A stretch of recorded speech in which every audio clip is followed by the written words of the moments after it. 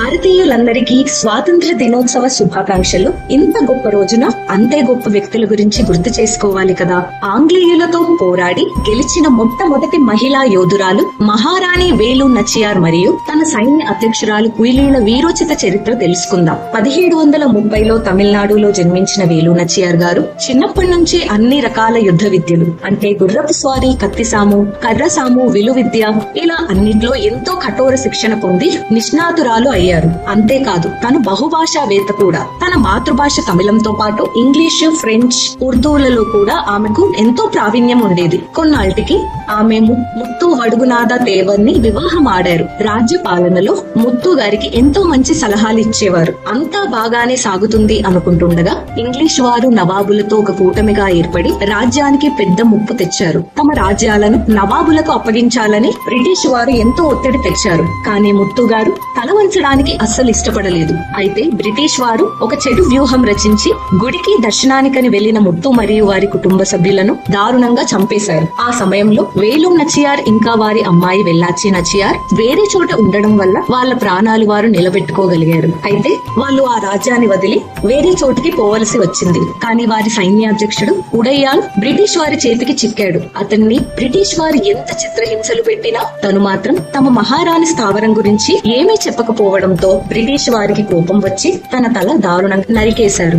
ఈ మాట చెవిన పడ్డ వేలు నచియార్ అసలే భర్త, కుటుంబ సభ్యుల మరణంతో విషాదంలో బాధలో ఉంది. ఇప్పుడు ఈ మరణ వార్త కూడా విన్న తను పగతో రగిలిపోయింది. తమ కోట పైన ఆ బ్రిటిష్ వారి పతాకం ఉండడం సహించలేకపోయింది. ఎలాగైనా వారిని ఓడించి తమ రాజ్యాన్ని తిరిగి పొందాలి, తమ ప్రజల్ని కాపాడాలి అనుకుంది. అప్పటికి తమకు ఉన్న సైన్య బలగం, ఆయుధ బలగం నవాబు బ్రిటిష్ వారి దగ్గర ఉన్న దానికన్నా చాలా తక్కువ.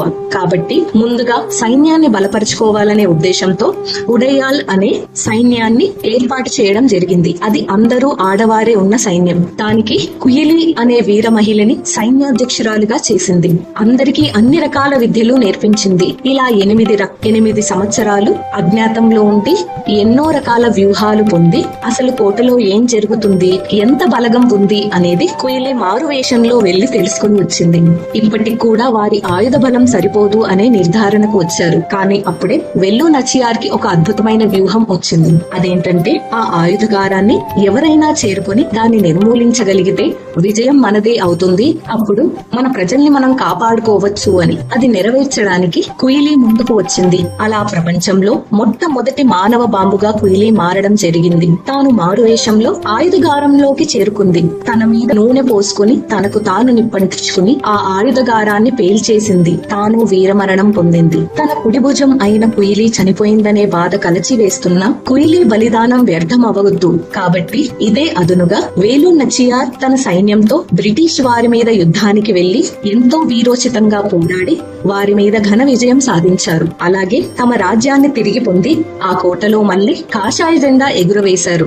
ఇంతటి గెలుపుకి కారణం వేలు నచియార్ అద్భుత వ్యూహం, నాయకత్వం, ఇంకా కుయిలి వీరత్వం, త్యాగం. మహిళలు కూడా తమ దేశానికి, ధర్మానికి, తమకి ఎవరైనా అపకారం చేస్తే ఆ భద్రకాళిలా మారి వారిని అణచివేస్తారు అనడానికి ప్రత్యక్ష ఉదాహరణ ఇది. మనం ఇలాంటి వారిని స్ఫూర్తిగా తీసుకుని మన పిల్లలందరికీ దేశం మీద, ధర్మం మీద గౌరవం నేర్పుదాం. ముఖ్యంగా ఆడపిల్లలకు స్వయం రక్షణ పద్ధతులు నేర్పుదాం. ఏదైనా ఆపద వస్తే ఎంత ధైర్యంగా ఉండాలో చెప్పుదాం. మరొక్కసారి స్వాతంత్ర దినోత్సవ శుభాకాంక్షలు. జై హింద్.